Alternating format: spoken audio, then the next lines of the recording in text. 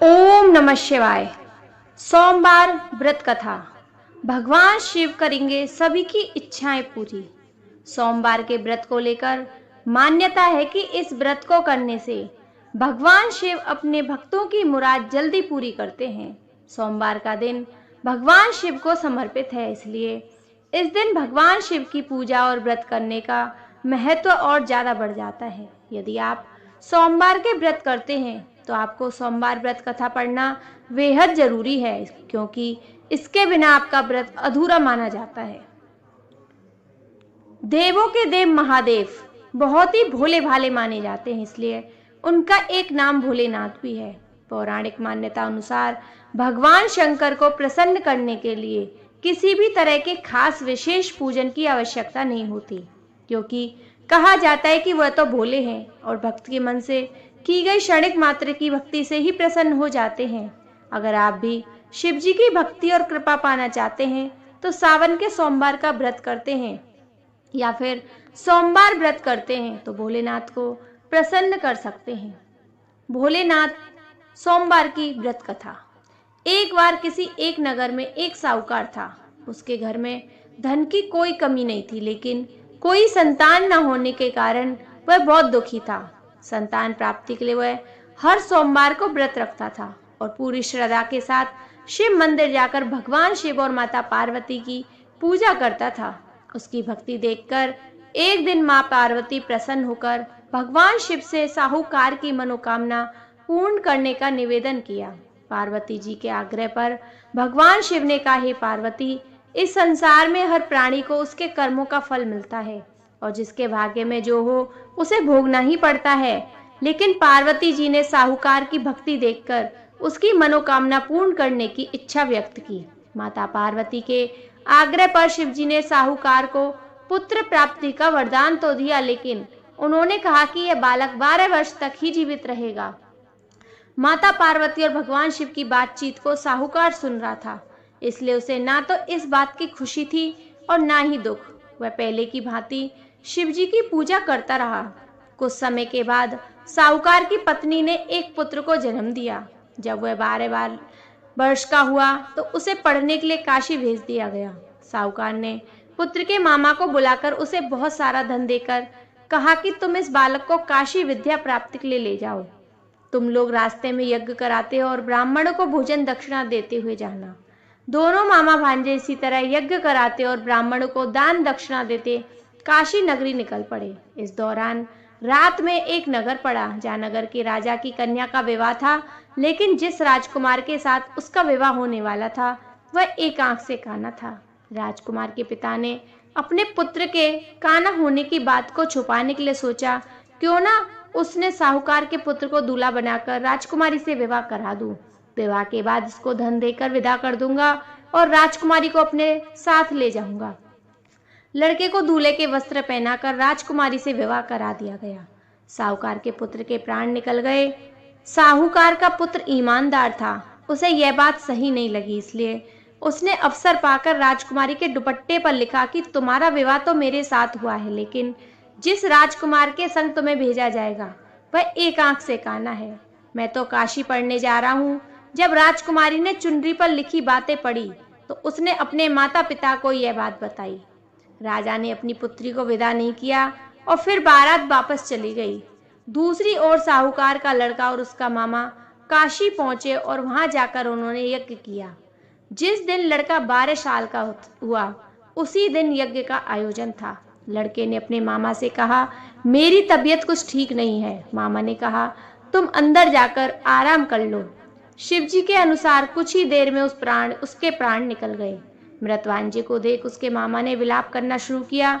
संयोगवश उसी समय शिवजी और माता पार्वती उधर से जा रहे थे।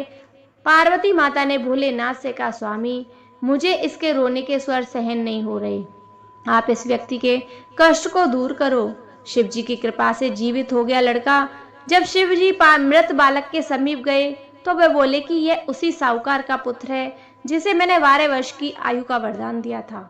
अब इसकी आयु पूरी हो चुकी है, लेकिन मातृ भाव से विभोर माता पार्वती ने कहा, हे महादेव, आप इस बालक को और आयु देने का कृपा करें, अन्यथा इसके वियोग में इसके माता पिता भी तड़प तड़प कर मर जाएंगे। माता पार्वती के पुनः आग्रह पर भगवान शिव ने उन लड़के को जीवित होने का वरदान दिया। शिव जी की कृपा से वह लड़का जीवित हो गया। शिक्षा पूरी करके लड़का मामा के साथ अपने नगर की ओर वापस चल दिया। दोनों चलते हुए उसी नगर में पहुंचे जहां उसका विवाह हुआ था। उस नगर में भी उन्होंने यज्ञ का आयोजन किया। उस लड़के के सुसन ने उसे पहचान लिया और महल में लाकर उसकी खातिरदारी की और अपनी पुत्री को विदा किया। सभी मनोकामनाओं को पूर्ण करने वाले इस व्रत के प्रभाव से वो लड़का जीवित हो गया। इधर साहूकार और उसकी पत्नी भूखे प्यासे रहकर बेटे की प्रतीक्षा कर रहे थे। उन्होंने प्रण कर रखा था यदि उन्हें अपने बेटे की मृत्यु का समाचार मिला तो वह यहीं प्राण त्याग देंगे, परंतु अपने बेटे के जीवित होने का समाचार पाकर वह बेहद प्रसन्न हुए। उसी रात भगवान शिव ने साहूकार के स्वप्न में आकर कहा, हे श्रेष्ठी, मैंने तेरे सोमवार के व्रत करने और व्रत कथा सुनने से प्रसन्न होकर तेरे पुत्र को लंबी आयु प्रदान की है। इसी प्रकार जो कोई सोमवार व्रत करता है या कथा पढ़ता है या सुनता है उसके सभी दुख दूर होते हैं और सभी मनोकामना पूर्ण होती हैं। बोलो भोलेनाथ की जय।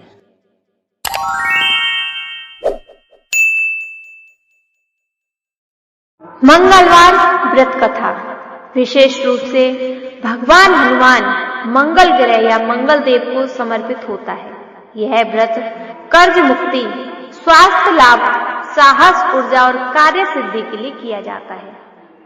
सोमवार की रात सात्विक भोजन करें, ब्रह्म मुहूर्त में उठकर स्नान करें और लाल वस्त्र धारण करें। घर या मंदिर में हनुमान जी की प्रतिमा या चित्र के सामने व्रत का संकल्प लें। एक साफ स्थान पर लाल कपड़ा बिछाकर उस पर हनुमान जी की प्रतिमा रखें। हनुमान जी को सिंदूर, चमेली का तेल, लाल फूल, गुड़ और लड्डू चढ़ाएं। दीपक जलाएं और हनुमान चालीसा, बजरंग बाण या सुंदरकांड का पाठ करें। दिन भर व्रत रखें, केवल फलाहार करें या एक समय सात्विक भोजन करें। नमक और तामसिक भोजन से परहेज करें। व्रत के दिन किसी को अपशब्द ना कहें और मन, वचन, कर्म से संयम रखें। शाम को पुनः दीप जलाएं और हनुमान जी की आरती करें। जरूरतमंदों को लाल वस्त्र, मसूर की दाल, गुड़ या भोजन का दान करें। 7, 11 या 21 मंगलवार व्रत रखें। अंतिम मंगलवार को ब्राह्मण भोजन या गरीबों को भोजन कराना उत्तम माना जाता है। कर्ज से मुक्ति, मंगल दोष और कर्ज की समस्या से मंगलवार व्रत रखने से छुटकारा मिलता है। क्रोध और विवाद नियंत्रण, क्रोध, रक्त दोष और पारिवारिक कलेश में राहत मिलती है। शक्ति और साहस, हनुमान जी की कृपा से मानसिक और शारीरिक शक्ति मिलती है। कार्य सिद्धि में रुके हुए काम चलने लग जाते हैं। वैवाहिक सुख मिलता है और रुकावटें दूर हो जाती हैं। मंगल दोष से निवारण मिलता है और शांति प्रदान होती है। मंगलवार व्रत कथा। एक समय की बात है, एक ब्राह्मण दंपत्ति की कोई संतान नहीं थी, जिस कारण वह बेहद दुखी थे। एक समय ब्राह्मण वन में हनुमान जी की पूजा के लिए गया। वहां उसने पूजा के साथ महावीर जी के एक पुत्र की कामना की। घर पर उसकी स्त्री भी पुत्र की प्राप्ति के लिए मंगलवार का व्रत करती थी। वह मंगलवार के दिन व्रत के अंत में हनुमान जी को भोग लगाकर ही भोजन करती थी। एक बार व्रत के दिन ब्राह्मणी न भोजन बना पाई और न ही हनुमान जी को भोग लगा सकी। उसने प्रण किया कि वह अगले मंगलवार को हनुमान जी को भोग लगाकर ही भोजन करेगी। वह भूखी प्यासी 6 दिन तक पड़ी रही। मंगलवार के दिन वह बेहोश हो गई। हनुमान जी उसकी निष्ठा और लगन को देखकर प्रसन्न हुए। उन्होंने आशीर्वाद स्वरूप ब्राह्मणी को एक पुत्र दिया और कहा, यह तुम्हारी बहुत सेवा करेगा। बालक को पाकर ब्राह्मणी अति प्रसन्न हुई। उसने बालक का नाम मंगल रखा। कुछ समय उपरांत जब ब्राह्मण घर आया तो बालक को देख पूछा कि वह कौन है। पत्नी बोली कि मंगलवार व्रत से प्रसन्न होकर हनुमान जी ने उसे यह बालक दिया है। ब्राह्मण को अपनी पत्नी की बात पर विश्वास नहीं हुआ। एक दिन मौका देखकर ब्राह्मण ने बालक को कुएं में गिरा दिया। घर पर लौटने पर ब्राह्मणी ने पूछा, मंगल कहाँ है? तभी पीछे से मंगल मुस्कुराकर आ गया। उसे वापस देख ब्राह्मण आश्चर्यचकित रह गया। रात को हनुमान जी ने उसे सपने में दर्शन दिए और बताया कि यह पुत्र उसे उन्होंने ही दिया है। ब्राह्मण सत्य जानकर बहुत खुश हुआ। इसके बाद ब्राह्मण दंपत्ति प्रत्येक मंगलवार को व्रत रखने लगे। जो मंगलवार को व्रत रखता है, कथा को पढ़ता या सुनता है, नियम से व्रत रखता है, उसे हनुमान जी की कृपा से सब कष्ट दूर होकर सर्व सुख प्राप्त होता है और हनुमान जी की दया का पात्र बनता है। बोलो जय बजरंगबली। नमस्कार दोस्तों, आज मैं आप सभी के समक्ष गणेश भगवान की कथा प्रस्तुत कर रही हूँ। आइए शुरू करते हैं। बोलो गणेश भगवान की जय। एक गांव में माँ बेटी रहते थे। एक दिन बेटी अपनी माँ से कहने लगी, माँ, ये गांव के सभी लोग गणेश मेला देखने जा रहे हैं, मैं भी मेला देखने जाऊंगी। तब माँ ने कहा, मेले में तो बहुत भीड़ होगी, तुम गिर जाओगी और चोट भी लग जाएगी। परंतु लड़की नहीं मानी और वह मेला देखने की जिद करने लगी। तब माँ ने कहा, ठीक है, पर ध्यान से जाना, अब नाराज मत हो। तब वह जाने लगी। तब उसकी माँ ने उसे लड्डू दिए और एक घंटी में पानी दिया। माँ बोली, एक लड्डू थोड़ा सा पानी गणेश जी को दे देना और दूसरा लड्डू बाकी बचा हुआ पानी तू पी लेना। लड़की लड्डू और पानी लेकर मेले में चली गई। शाम होने पर गांव के सभी लोग वापस आ गए, लेकिन लड़की वापस नहीं आई। वह मेले में गणेश जी की मूर्ति के पास बैठ गई और कहने लगी, एक लड्डू और पानी आपके लिए और दूसरा लड्डू और बचा हुआ पानी मेरे लिए। अब आप जल्दी से अपना लड्डू खा लो और पानी पी लो, ताकि मैं भी अपना लड्डू और बाकी बचा हुआ पानी पी सकूं। इस तरह कहते कहते पूरी रात बीत गई।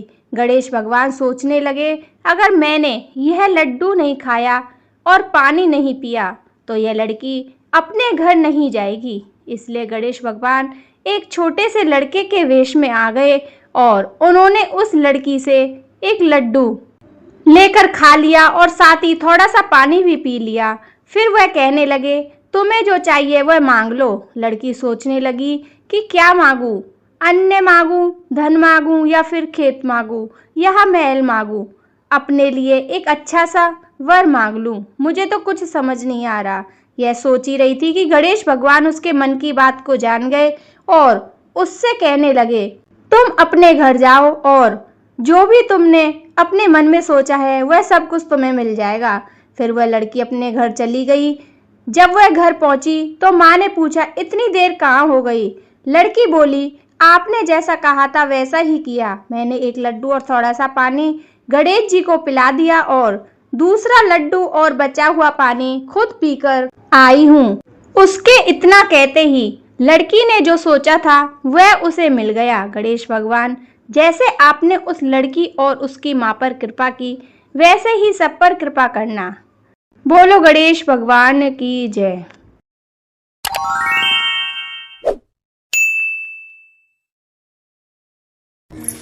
नमस्कार दोस्तों, जय श्री कृष्णा, राधे राधे। बृहस्पतिवार का व्रत और पूजा विशेष रूप से भगवान विष्णु को समर्पित होता है। यह व्रत विशेष रूप से गृहस्थ सुख, संतान सुख, धन वैभव, शुभ विवाह और बुद्धि ज्ञान प्राप्त करने के लिए किया जाता है।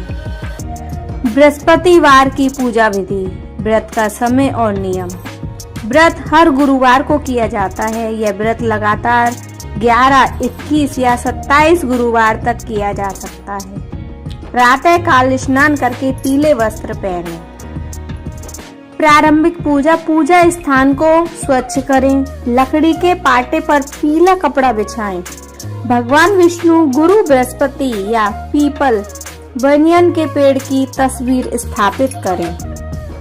सामग्री उपयोग, पीला कपड़ा पूजन में बिछाने के लिए, हल्दी, चावल, तिलक पर अर्पण, पीले फूल भगवान को चढ़ाने के लिए, केले, चने की दाल, गुड़, नेवेल या प्रसाद, बेसन के लड्डू प्रिय माने जाते हैं। तुलसी पत्र विष्णु भगवान के पूजन के लिए अनिवार्य है। पीले कपड़े पर भगवान विष्णु या गुरु बृहस्पति की मूर्ति तस्वीर रखें। जल से आचमन करें। फिर संकल्प में मैं आज बृहस्पतिवार का व्रत कर रही हूँ, कृपया मेरी पूजा स्वीकार करें। तिलक करें और भगवान को पीले फूल, चने की दाल, गुड़, लड्डू आदि अर्पित करें। दीपक और धूप जलाएं। ओम बृहस्पते नमः मंत्र का 108 बार जाप करें। बृहस्पति व्रत कथा पढ़ें या सुनें। अंत में आरती करें। व्रत के नियम: केवल एक बार भोजन करें। प्याज, लहसुन, मांस, शराब आदि वर्जित है। केले के पेड़ की पूजा करना अत्यंत शुभ माना जाता है। ब्रह्मचर्य और संयम का पालन करें। व्रत कथा का पाठ करें। व्रत के दिनों में पीला रंग पहने, पीली वस्तुएं दान करें। बृहस्पतिवार की कथा। बहुत समय पहले की बात है। एक नगर में एक धनी सेठ रहता था। उसके पास धन संपत्ति की कोई कमी नहीं थी, परंतु उसकी पत्नी भी सुशील और धर्मपरायण थी। लेकिन उसमें एक दोष था, वह बृहस्पतिवार का व्रत नहीं करती थी और इस दिन बाल धोना, बर्तन मांजना, कपड़े धोना और पीले कपड़ों का अपमान करना उसका नियम बन चुका था। उसके पति ने कई बार समझाया कि गुरुवार का दिन भगवान बृहस्पति का दिन होता है। इस दिन नहाना, बाल धोना और पीले वस्त्रों का अपमान वर्जित है, लेकिन वह कभी नहीं मानती थी। एक दिन भगवान बृहस्पति स्वयं एक वृद्ध ब्राह्मण का रूप धारण करके उसके घर आए। उन्होंने कहा, बेटी, बृहस्पतिवार को बाल धोना, कपड़े धोना और पीले वस्त्रों का अपमान करना धर्म के विरुद्ध है। इस दिन भगवान विष्णु और बृहस्पति देव की पूजा करनी चाहिए। ऐसा करने से घर में धन धान्य, संतान सुख और सुख शांति बनी रहती है। वह स्त्री हंसकर बोली, महाराज, यह सब तो ढकोसला है। मैं तो हर गुरुवार को यही करती हूँ और मेरे घर में किसी चीज की कमी नहीं है। ब्राह्मण ने समझाया, जिस दिन भगवान रूठते हैं उसी दिन यह सब छीन जाता है। अहंकार छोड़कर धर्म का पालन करो। स्त्री ने फिर उपवास किया और ब्राह्मण को कुछ भी दिए बिना वहां से भगा दिया। कुछ ही दिनों में उसके जीवन में बड़ा बदलाव आया। उसका पति व्यापार में घाटे में आ गया। नौकर चाकर सब छोड़कर चले गए। धीरे धीरे धन संपत्ति नष्ट हो गई। संतान बीमार रहने लगी। वह खुद भी बीमार और दुखी रहने लगी। अब उसे अपने व्यवहार पर पश्चाताप होने लगा। उसे वृद्ध ब्राह्मण की बातें याद आई। अब वह भगवान बृहस्पति के सामने रोने लगी और बोली, हे देव, मैं अज्ञानी हूँ, मुझे क्षमा करें। रात को उसे स्वप्न आया। बृहस्पति देव ने कहा, अब तूने अपनी गलती समझ ली है। यदि तू अब से हर बृहस्पतिवार को व्रत करेगी, पीले वस्त्र धारण करेगी, पीले फल, चने और गुड़ चढ़ाकर पूजा करेगी और कथा सुनेगी, तो तुझे फिर से सुख प्राप्त होगा। अगले गुरुवार से वह स्त्री विधि पूर्वक व्रत करने लगी। प्रातः स्नान करके पीले वस्त्र पहनने लगी। भगवान विष्णु और बृहस्पति देव की पूजा करने लगी। कथा सुनती और पीले वस्त्रों का आदर करती। धीरे धीरे उसके घर में फिर से धन आना शुरू हुआ। संतान स्वस्थ हो गई। व्यापार फिर से चल पड़ा और घर में सुख शांति लौट आई। वह स्त्री दूसरों को भी यह व्रत करने की प्रेरणा देने लगी। धर्म और श्रद्धा का पालन जीवन में सुख फल लाता है। गुरुवार को भगवान विष्णु और बृहस्पति देव की पूजा अत्यंत फलदायक है। अहंकार और अज्ञानता त्यागनी चाहिए। व्रत, संयम और सेवा से जीवन में सुख समृद्धि आती है। यह व्रत करने के लाभ: विवाह में आने वाली बाधाएं दूर हो जाती हैं। दरिद्रता और धन की कमी नहीं होती। संतान सुख की प्राप्ति होती है। ज्ञान, बुद्धि और प्रतिष्ठा में वृद्धि होती है। दाम्पत्य जीवन सुख में बनता है। तो दोस्तों, यह थी बृहस्पतिवार की कहानी, फल, नियम और विधि। जय श्री कृष्णा। राधे राधे।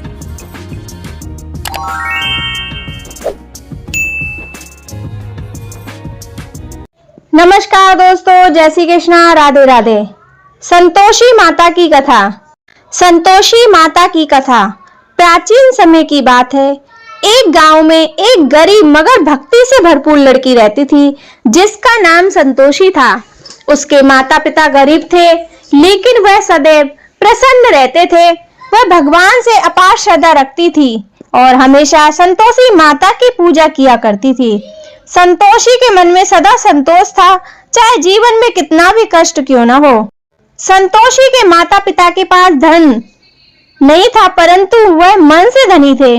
हर शुक्रवार को वह संतोषी माता का व्रत किया करते थे। वह गुड़ और चने का भोग लगाती, कथा सुनती और प्रसाद बांटती। उसकी सच्ची श्रद्धा देखकर पूरा गांव उसकी भक्ति की प्रशंसा करता था। संतोषी का विवाह एक साधारण परिवार में हुआ, लेकिन उसकी सास और ननदें उसे जलती थी। वे उसे हर दिन ताने मारती और कठिन काम करवाती। वे सोचती थी कि कड़ी मेहनत से संतोषी थक जाएगी और माता की भक्ति छोड़ देगी, परंतु संतोषी हर कष्ट सहकर भी माता की पूजा में लगी रहती। कुछ समय बाद संतोषी का पति रोजगार की तलाश में परदेश चला गया। पति के जाने के बाद सास और ननद ने और भी अत्याचार शुरू कर दिए। उसे भोजन भी नहीं देती, फटे पुराने कपड़े पहनने को देती, लेकिन संतोषी माता पर उसका विश्वास कभी नहीं डगमगाया। वह हर शुक्रवार व्रत रखती और माता का स्मरण रखती। संतोषी की भक्ति से प्रसन्न होकर संतोषी माता ने उसे पति को स्वप्न में दर्शन दिए और कहा, तुम्हारी पत्नी बड़ी भक्त है, अब समय आ गया है कि तुम अपने घर वापस लौटो। पति की आंख खुली तो उसे अपनी भूल का एहसास हुआ। वह तुरंत ही घर की ओर चल पड़ा। जब वह घर पहुंचा तो उसने देखा उसकी पत्नी संतोषी माता की पूजा में लीन थी। घर की दशा देखकर वह स्तंभ रह गया और सास ननद की कुटिलता समझ गया। पति के लौटने के बाद घर की स्थिति बदलने लगी। धीरे धीरे उसके घर में सुख समृद्धि आने लगी। जो लोग कभी संतोषी का तिरस्कार करते थे, वे भी उसकी भक्ति की प्रशंसा करने लगे। संतोषी माता की कृपा से अब घर में धन धान्य की कोई कमी नहीं रही।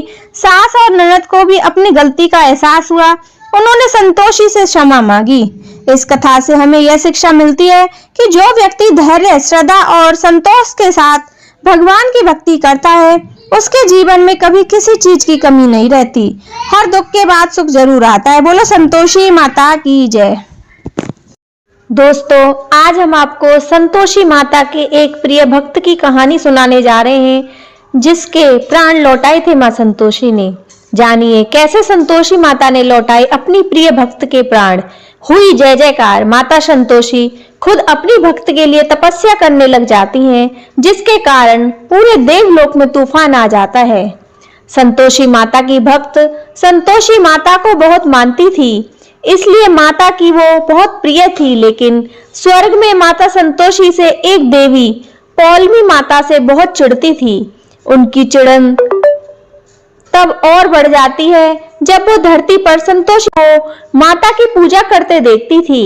इसी कारण से माता संतोषी से बदला लेने के लिए देवी पौलमी धरती पर संतोषी की जीवन में हमेशा कोई ना कोई समस्या खड़ी रहती थी। एक बार माता संतोषी को परेशान करने और उन्हें हराने के मकसद से उन देवी ने संतोषी के प्राण लेने का सोचा, लेकिन ब्रह्मा जी द्वारा बनाए गए जीवन पोथी में संतोषी की उम्र पूरी लिखी थी, जिससे यमराज उनके प्राण नहीं ले सकते थे। इसके लिए उन देवी ने षड्यंत्र रचा और दीमक राज को डरा धमकाकर उससे जीवन पोथी से संतोषी के जीवन का कागज नष्ट करने के लिए कहा। दीमक राज अपने जीवन की रक्षा करने के लिए उनकी बात मानने पर राजी हो गए। जब यमराज ने संतोषी के जीवन को समाप्त पाया तो वो उनके प्राण लेने चले गए। यह बात जैसे ही संतोषी माता को पता चली संतोषी के प्राण ले लिए गए हैं, वो बहुत क्रोधित हुई। तभी वहां नारद मुनि आ गए और माता संतोषी उनसे कहती है कि जरूर इसके पीछे किसी का षड्यंत्र है, क्योंकि संतोषी की किसी भी तरह की अकाल मृत्यु नहीं लिखी गई है। नारद मुनि कहते हैं कि फिर हमें जरूर ब्रह्मदेव के पास जाना चाहिए और इस बात का पता लगाना चाहिए। लेकिन माता संतोषी खुद अपनी भक्त के लिए तपस्या करने लग जाती हैं, जिसके कारण पूरे देश लोक में तूफान आ जाता है। तभी सभी देवी देवता वहां जमा हो जाते हैं और माता संतोषी से प्रार्थना करते हैं कि वो तपस्या खत्म कर दे। ब्रह्मदेव वहां आते हैं और उन्हें सारी बात पता चलती है। ब्रह्मदेव माता संतोषी की बात सुनकर यमराज को बुलाते हैं और कहते हैं कि संतोषी का जीवन अभी बचा था तो उन्होंने उसके प्राण क्यों ले लिए। यमराज कहते हैं कि उन्होंने जीवन पोथी के अनुसार ही सारा काम किया है। ब्रह्मदेव जीवन पोथी देखकर कहते हैं कि इसमें से संतोषी के जीवन पृष्ठ को किसी ने नष्ट कर दिया है। दीमकराज से पूछने पर बताया जाता है कि देवी पोलमी ने उन्हें यह कार्य करने के लिए मजबूर किया था। इसके बाद संतोषी के प्राणों को वापस दे दिया जाता है। संतोषी पुनः अग्नि से पहले मृत्यु शम्या से खड़ी हो जाती है और सभी माता संतोषी की जय जयकार होने लगती है। बोले संतोषी माता की जय। दोस्तों, हम आपको आज शनिदेव की संपूर्ण कहानी सुनाने जा रहे हैं, जिसमें आपको शनिदेव के 7 अध्याय सुनने को मिलेंगे। शनिदेव की संपूर्ण कथा। शनिदेव को न्याय और कर्म फलदाता कहा जाता है। वे नवग्रह में से एक हैं और हिंदू धर्म में उनका विशेष स्थान है। वे सूर्यदेव और छाया के पुत्र हैं तथा भगवान शिव के परम भक्त हैं। शनिदेव की कृपा और उनकी दृष्टि का प्रभाव मनुष्य के जीवन पर गहरा होता है। इस कथा में हम उनके जन्म, तपस्या, शक्ति, प्रभाव, स्वभाव, महिमा और भक्तों पर उनकी कृपा की विस्तृत चर्चा करेंगे। अध्याय 1। शनिदेव का जन्म। सूर्यदेव और छाया। शनिदेव के जन्म की कथा अत्यंत रोचक है। वे सूर्यदेव और उनकी पत्नी छाया के पुत्र हैं। सूर्यदेव की पहली पत्नी संज्ञा थी, जो स्वयं भगवान विश्वकर्मा की पुत्री थी। उन्होंने सूर्यदेव की तेजस्विता को सहन नहीं कर पाने के कारण अपनी छाया को अपनी जगह छोड़कर तपस्या करने चली गई। छाया ने संज्ञा के स्थान पर रहकर पत्नी धर्म का पालन किया। दूसरा, शनिदेव का जन्म और प्रभाव। छाया ने घोर तपस्या के फलस्वरूप शनिदेव को जन्म दिया। जब शनिदेव का जन्म हुआ तो उनकी छाया इतनी प्रबल थी कि सूर्यदेव का तेज भी क्षीण हो गया। यह देखकर सूर्यदेव को आश्चर्य हुआ और उन्होंने छाया से इस बालक के पिता के विषय में प्रश्न किया। छाया ने उत्तर दिया कि शनिदेव उन्हीं के पुत्र हैं, लेकिन सूर्यदेव को इस पर संदेह हुआ और उन्होंने शनिदेव को अपनाने में संकोच किया। सूर्यदेव के इस व्यवहार से छाया अत्यंत दुखी हुई। शनिदेव ने अपनी माता का अपमान सहन नहीं किया और उन्होंने कठोर तपस्या करने का निश्चय किया। अध्याय 2। शनिदेव की कठोर तपस्या। भगवान शिव की उपासना। शनिदेव ने भगवान शिव की घोर तपस्या की। उनकी कठोर साधना से प्रसन्न होकर भगवान शिव प्रकट हुए और उन्हें महान शक्तियों से संपन्न कर दिया। शिव जी ने शनिदेव को ग्रहों में विशेष स्थान देने का वरदान दिया और कहा कि वे न्याय के देवता हैं। जो भी मनुष्य अपने कर्मों के अनुसार फल प्राप्त करेगा वह शनिदेव के प्रभाव से ही होगा। शनिदेव का स्वरूप और शक्ति। भगवान शिव के वरदान से शनिदेव का स्वरूप अत्यंत प्रभावशाली हो गया। वे काले रंग के, धीमी गति से चलने वाले, न्यायप्रिय और तपस्वी बन गए। उनके हाथ में दंड और त्रिशूल रहता है, जो न्याय का प्रतीक है। अध्याय 3। शनिदेव और उनके पिता सूर्यदेव का संघर्ष। सूर्यदेव का अपमान और शनिदेव का श्राप। जब शनिदेव अपनी तपस्या पूरी कर लौटे तो उन्होंने सूर्यदेव से मिलने का प्रयास किया। सूर्यदेव अभी भी उन्हें अपना पुत्र स्वीकार करने में हिचकिचा रहे थे। तब उन्होंने शनिदेव का तिरस्कार किया तो शनिदेव ने क्रोधित होकर कहा, हे सूर्यदेव, आपने मेरी माता का अपमान किया और मुझे पुत्र मानने से इनकार किया। अतः अब से आपकी चमक मेरी दृष्टि मात्र से मंद पड़ जाएगी। इस श्राप के प्रभाव से सूर्यदेव की चमक क्षीण होने लगी। बाद में भगवान शिव के समझाने पर शनिदेव ने अपना श्राप वापस लिया। अध्याय 4। शनिदेव और हनुमान जी। शनिदेव और रावण का संघर्ष।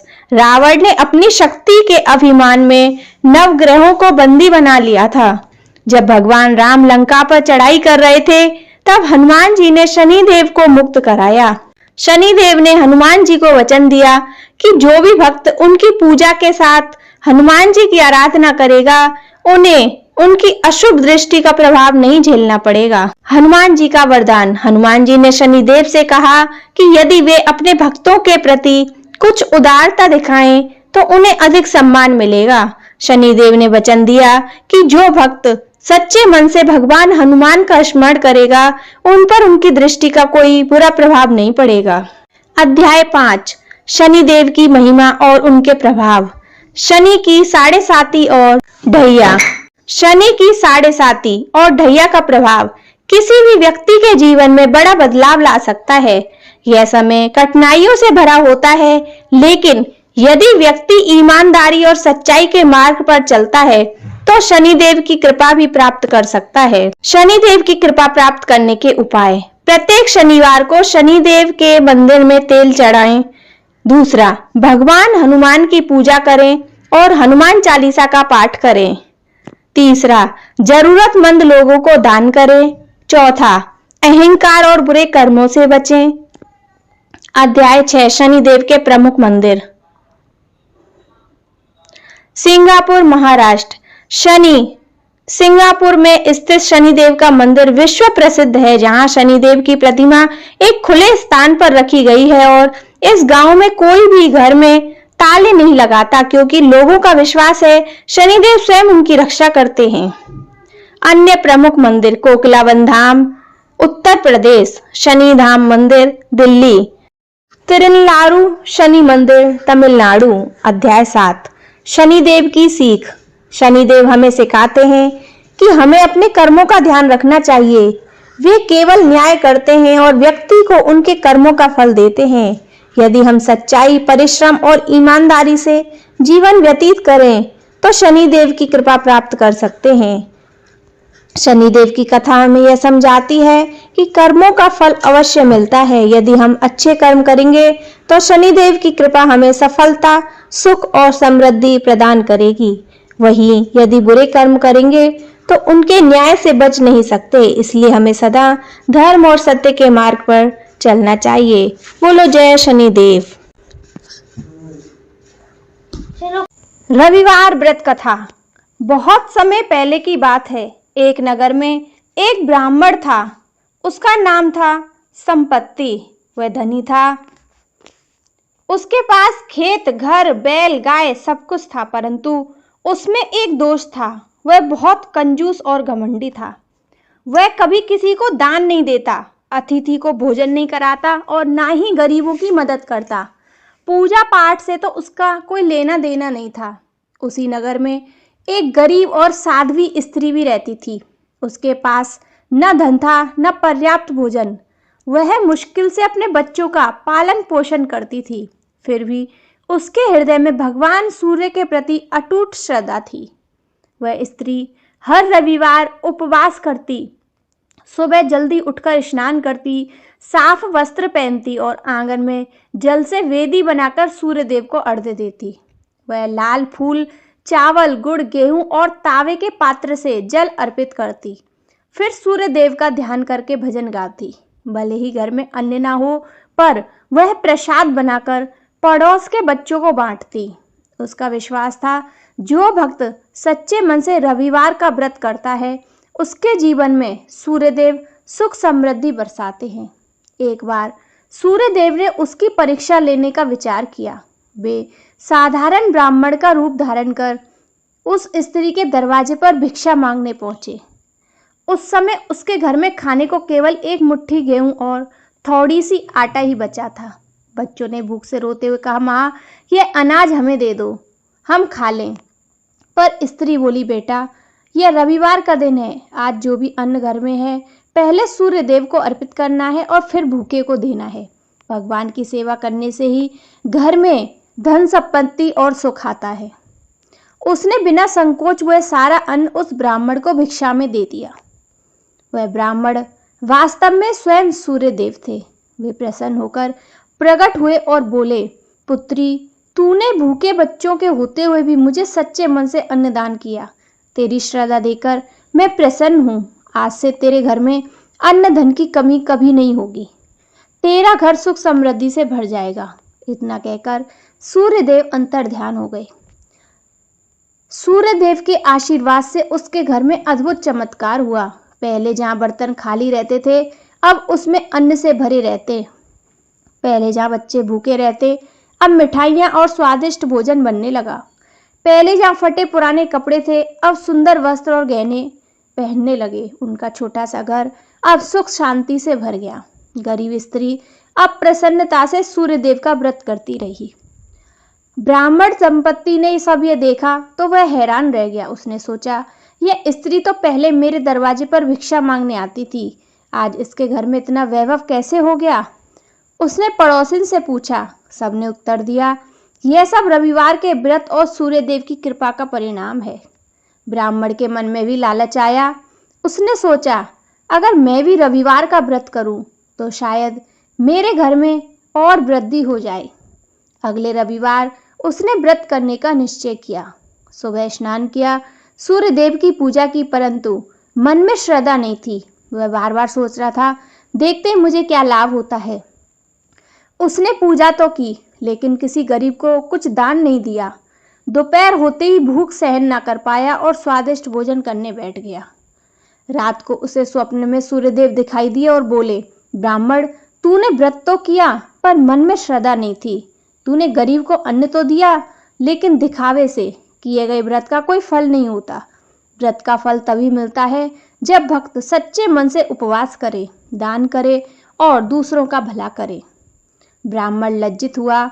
उसने अगली बार सच्चे मन से व्रत करने का संकल्प लिया। तब से यह परंपरा चली आ रही है कि जो भी भक्त परिवार रविवार के दिन सूर्य देव का व्रत करता है, स्नान करके सूर्य को अर्घ्य देता है, लाल वस्त्र और फूल चढ़ाता है, उपवास करता है और गरीबों को दान करता है, उसके जीवन में सुख समृद्धि और शांति आती है। रविवार के दिन प्रातः स्नान करें, लाल वस्त्र धारण करें, तांबे के पात्र में जल, लाल फूल, गुड़ और अक्षत्र डालकर सूर्य को अर्घ्य दें। दिन भर उपवास करें और सूर्य देव का भजन करें। गरीब या ब्राह्मण को भोजन कराएं और दान दें। शाम को कथा सुनकर प्रसाद बांटें। व्रत केवल शरीर को कष्ट देने का नाम नहीं है। सच्चे मन से श्रद्धा, दान और सेवा भाव से किया गया व्रत ही फलदायी होता है। तो दोस्तों, यह थी सूर्य देव की व्रत कथा। जय श्री कृष्णा, राधे राधे।